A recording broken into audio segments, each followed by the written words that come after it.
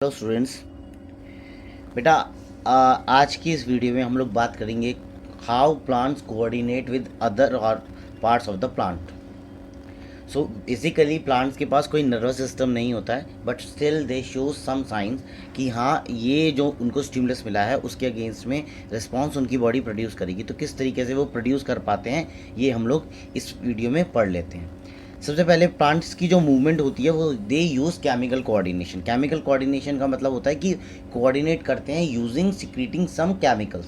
कुछ हार्मोन्स होते हैं, उनको सिक्रीट करके वो मूवमेंट शो करते हैं। देखिए, ट्रॉपिक मूवमेंट हैं, उनसे वो मूवमेंट शो करेंगे। All the tropic movement are growth movement. सारी जो मूवमेंट है वो ग्रोथ मूवमेंट है। लेकिन सारे, अगर नेस्टीज़ की बात करें कि नेस्टीज़ और ट्रॉपिक मूवमेंट दोनों स्टिमुलस के रिस्पॉन्स में ही आते हैं, लेकिन ट्रॉपिक मूवमेंट डिपेंड कर पे डायरेक्शन के ऊपर डिपेंड करता है, लेकिन नेस्टिक मूवमेंट डायरेक्शन पे डिपेंड नहीं करता। तो प्लांट की जो मूवमेंट है वो ट्रॉपिक मूवमेंट डायरेक्शनल है, क्योंकि डायरेक्शन के ऊपर डिपेंड कर रहा है। सबसे पहला आ गया फोटोट्रॉपिज्म। फोटोट्रॉपिज्म में प्लांट जो है किसके रिस्पॉन्स में ग्रोथ शो करेगा? लाइट के रिस्पॉन्स में। ये लिखा है टूवर्ड्स लाइट। तो movement of a plant in response to light is called phototropism. अगर लाइट की टूवर्ड्स मूव करता है तो हम लोग उसको बोलते हैं पॉजिटिव फोटोट्रॉपिज्म। और अगर लाइट के अगेंस्ट मूव करता है, मतलब लाइट एक डायरेक्शन, लाइट इस डायरेक्शन में आ रही है और उसकी जो ग्रोथ है वो इस डायरेक्शन में जो रही है, यानी अवे फ्रॉम द सनलाइट, तो हम लोग बोलेंगे दिस इज नेगेटिव फोटोट्रॉपिज्म। ठीक है। इसके बाद में जियोट्रॉपिज्म। अगर प्लांट की कोई भी पार्ट का मूवमेंट जो है ग्रेविटी के रिस्पॉन्स में हो रहा है तो हम लोग उसको जियोट्रॉपिज्म बोलेंगे। जियोट्रॉपिज्म का मतलब है कि जैसे कि जो रूट्स हैं प्लांट की, वो हमेशा मूव करती हैं टूवर्ड्स अर्थ, नीचे की तरफ हमेशा मूव करती हैं, तो वो हो गया पॉजिटिव जियोट्रॉपिज्म। अगर मैं शूट की मूवमेंट और रूट की मूवमेंट को रिलेट करना चाहूँ तो शूट की मूवमेंट है पॉजिटिव फोटोट्रॉपिज्म, वेयर एज अगर रूट की मूवमेंट है नेगेटिव फोटोट्रॉपिज्म, क्योंकि सनलाइट से अपोजिट जा रही है। दूसरा, उसको मैं नेगेटिवली फोटो जियोट्रॉपिज्म बोल सकता हूँ अगर मैं उसको ग्रेविटी के अगेंस्ट में लेता हूँ शूट की मूवमेंट को, और रूट को पॉजिटिव जियोट्रॉपिज्म लूँगा। तो अगर हमारे पास जो मूवमेंट है प्लांट की वो आती है इन रिस्पॉन्स टू ग्रेविटी, तो मैं उसको बोलता हूँ जियोट्रॉपिज्म। जियोट्रॉपिज्म के बाद में कीमोट्रॉपिज्म होता है। कीमोट्रॉपिज्म प्लांट की मूवमेंट है किसी केमिकल स्टिमुलस के अकॉर्डिंगली, तो उसको हम लोग कीमोट्रॉपिज्म बोलते हैं। और ये जब अभी आगे पढ़ोगे कि जर्मिनेशन और पॉलिनेशन इन फ्लावर, जो सेक्सुअल प्रोडक्शन रिप्रोडक्शन होता है, ये उसका चैप्टर है अलग से। उस वो जो है toward the when pollen grain is moving toward the pollen tube, so in the pollen tube towards the ovary, वो एग्जाम्पल है कीमोट्रॉपिज्म का। वाई उसमें केमिकल स्टिमुलाई कौन सा होता है, ये इस तरीके से मूवमेंट क्यों शो करता है, ये हम लोग उस चैप्टर में डिस्कस कर लेंगे। अब अगर हम जो growth of the pollen tube towards ovule, ovary में होता है during the process of fertilization in flower, is an example of chemotropism. Pollination base in the process of pollination, fertilization तो बाद में होता है। Pollen tube grow towards sugary substance that is secreted by the stigma of carpel in a flower. ये plant की parts हैं। Next chapter जब करेंगे उसमें आपको और भी क्लियर हो जाएगा ये। अब अगर प्लांट की जो मूवमेंट है वो पानी के रिस्पॉन्स में है तो हम लोग उसको बोलेंगे हाइड्रोट्रॉपिज्म। इसका एग्जांपल आपका वही अगेन रूट आ जाएंगी। रूट पानी की डायरेक्शन में ही मूव करती हैं, पॉजिटिव हाइड्रोट्रॉपिज्म शो करेंगी। अगर वो पानी से अपोजिट मूवमेंट में डायरेक्शन में मूवमेंट शो कर रही हैं तो हम लोग उसको बोलेंगे नेगेटिव हाइड्रोट्रॉपिज्म। अब बात कर लेते हैं directional movement of a plant part in responsible due to touch of an object is known as thigmotropism. और इसका जो एग्जाम्पल है वो सेंसिटिव प्लांट नहीं आएगा, that is the example of a nastic movement. Tendril जो मूव करती हैं, टेंड्रिल की जो मूवमेंट है वो एग्जाम्पल आएगा किसमें? थिग्मोट्रॉपिज्म में। ठीक है। बिल्कुल इसी तरीके से बोर्ड में आपको अंडरलाइन करना है, जो कीवर्ड्स हैं उनको अंडरलाइन करो, जिससे कि जो चेकर जो भी कॉपी चेक करेंगे आपकी, उसको उनको कॉपी चेक करने में आसानी रहे। इसके बाद में हम लोग बात कर लेते हैं फाइटो हार्मोन्स। फाइटो हार्मोन्स को हम लोग प्लांट हार्मोन्स भी बोलते हैं। These are also known as plant hormones. अब यही हार्मोन्स होते हैं जो कि प्लांट सिक्रीट करते हैं, जिनकी वजह से अपने अलग अलग पार्ट्स में कोऑर्डिनेशन ला पाते हैं। तो these are the plant hormones. Basically 4 plant hormones plant के अंदर पाए जाते हैं। दोज आर, पहला है ऑक्सिन। ऑक्सिन जो है, ऑक्सिन प्लांट की शूट टिप में पाया जाता है और इट बेंड टुवर्ड्स सनलाइट। अगर प्लांट की बात करूँ तो वो सनलाइट की तरफ बेंड हो रहा है, फोटोट्रॉपिज्म शो करेगा, पॉजिटिव फोटोट्रॉपिज्म शो करेगा। ये ऑक्सिन की वजह से करता है। ऑक्सिन रूट को, स्टेम को इलोंगेट करने के काम का फंक्शन प्लांट के अंदर करता है। अब ये ऑक्सिन की वजह से प्लांट हमेशा बेंड क्यों हो जाता है, ये हम लोग डायग्राम की मदद से समझ लेते हैं। देखिए ऑक्सिन जो है, it is present at the shoot tip of the plant. This is important. It is present at the shoot tip of a plant. Now the question is, why plant bend in presence of auxin? तो auxin में ऐसा क्या होता है? देखिए auxin ऐसा hormone है जिसे कि शेडी पार्ट में रहना पसंद है, ठीक है। तो अगर सनलाइट, देखिए यहाँ 3 फिगर्स हैं।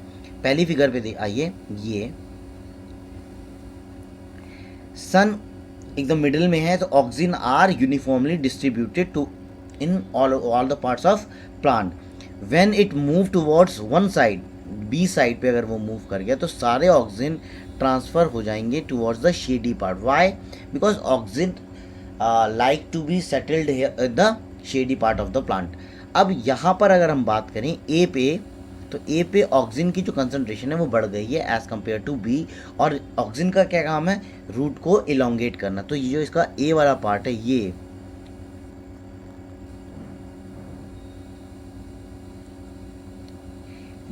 इलोंगेशन शो करेगा और एज अ रिजल्ट ये थोड़ा सा बेंड हो जाएगा। तो it appears bending towards the sunlight. इस तरीके से ऑक्सिन रिस्पॉन्सिबल होता है इसमें बेंडिंग शो करने के लिए। ये देखिए लिखा है, auxin hormone present in the stem spread uniformly when sunlight comes from above. पहला जो फिगर था, due to the equally present option both sides grow rapidly and equally. A and B दोनों साइड बराबर की क्वांटिटी से grow करेंगी। But when sunlight falls only on the right side, side B पे जब सनलाइट फॉल कर रही है तो क्या होगा? ऑक्सिन जो है कलेक्ट हो जाएगा। This is auxin.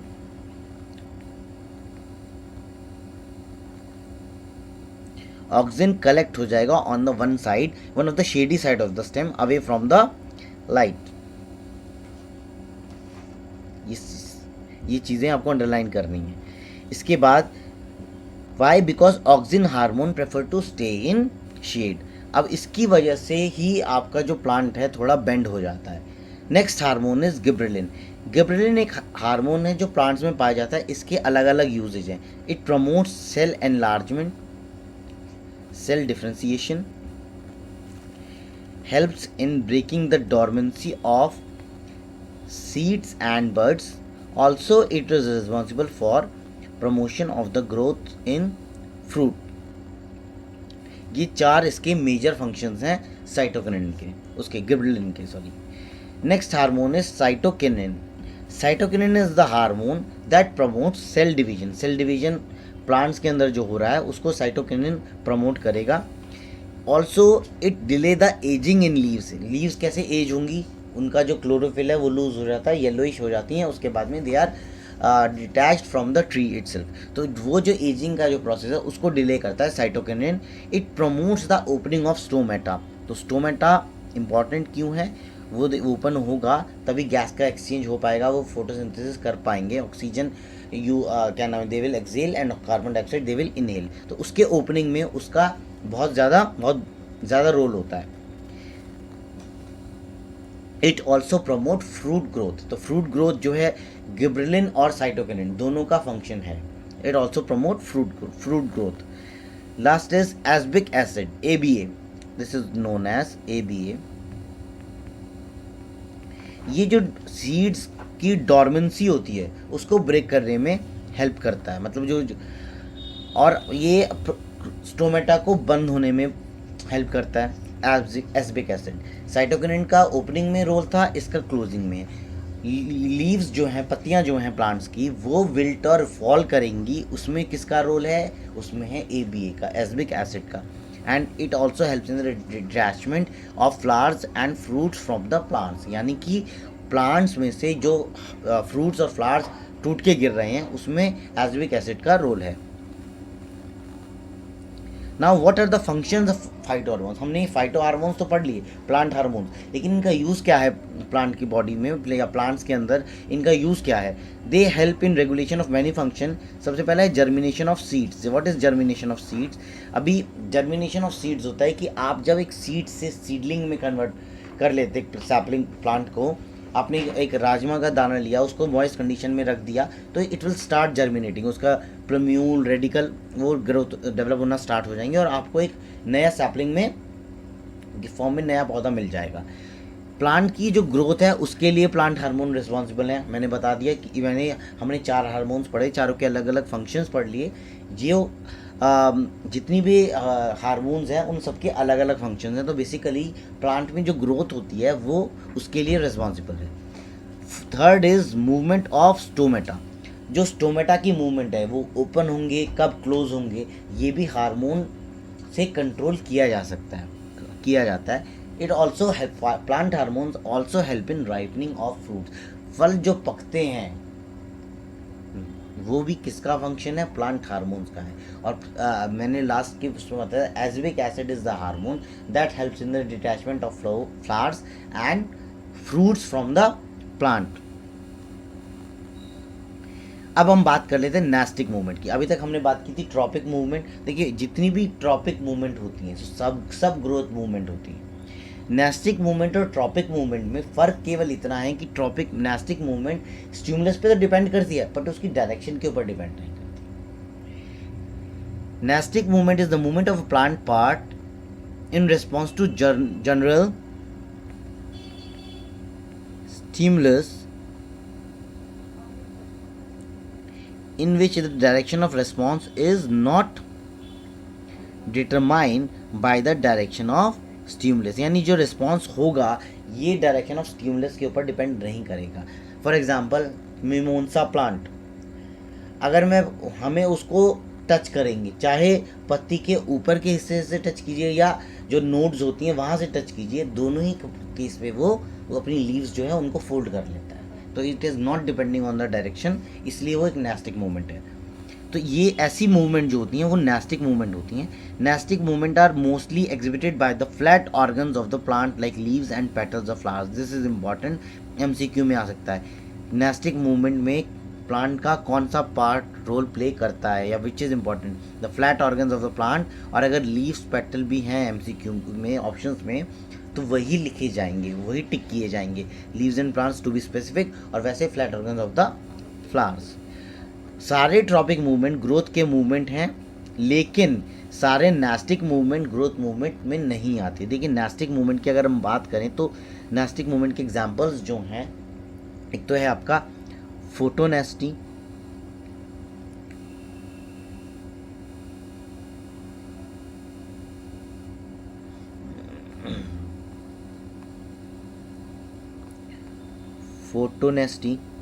और दूसरा है आपका थिग्मोनेस्टी। अब हमने ये तो पढ़ लिया कि जो हमारे नेस्टिक मूवमेंट होते हैं प्लांट्स में वो स्टिमुलस के ऊपर डिपेंड करते हैं, लेकिन स्टिमुलस की डायरेक्शन के ऊपर उनका रिस्पॉन्स डिपेंड नहीं करता। ठीक है, तो फोटोनेस्टी डिपेंड करेगा लाइट के ऊपर, ऐसी नेस्टिक मूवमेंट जो लाइट की वजह से रिस्पॉन्स प्रोड्यूस कर रही है, और थिग्मोनेस्टी जो टच की वजह से प्रोड्यूस कर रही है। सबसे पहले एग्जांपल है इसका, folding up of leaves of a sensitive plant on touching. Sensitive plant कौन सा है? Mimosa plant. अब होता क्या है कि जो ये नोड्स हैं, जैसे यहाँ से इसके बाद में ये लीव्स कनेक्टेड हैं, आपने जैसे ही इन लीव्स को टच किया तो ये जो स्ट्रक्चर है यहाँ, इसको हम लोग बोलते हैं पल्विनाई, अ पैड लाइक स्ट्रक्चर। इस पल्विनाई से वाटर यहाँ पर स्टोर होता है, जिसकी वजह से जो लीव्स का एरिया है थोड़ा स्ट्रांग रहता है। जैसे ही आप इसको टच करते हो, यहाँ से पानी इवेपोरेट होना स्टार्ट हो जाता है। जो पानी होता है उसको लूज़ कर देता है। लूज़ करने की वजह से दे बिकम्स फर्म, और इनकी जो स्ट्रांगनेस होती है वो थोड़ी कम हो जाती है। एज अ रिजल्ट लीव्स जो हैं वो फोल्ड हो जाती हैं। ये मैंने आगे भी एक्सप्लेन किया हुआ है। Opening up of the pet, ये थिग्मोनेस्टी ऊपर वाला जो वो था, ये था थिग्मोनेस्टी का एग्जाम्पल।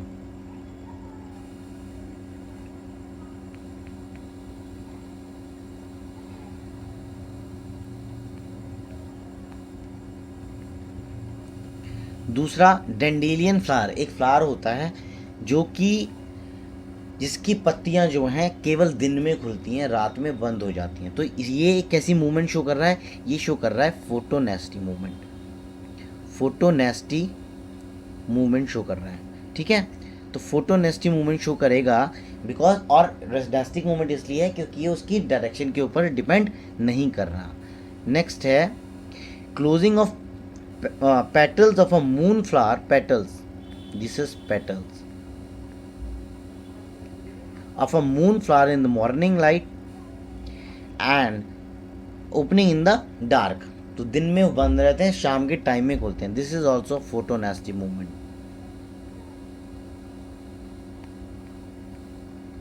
ये भी रिस्पॉन्स, इसका भी जो रिस्पॉन्स है वो डायरेक्शन के ऊपर डिपेंड नहीं है।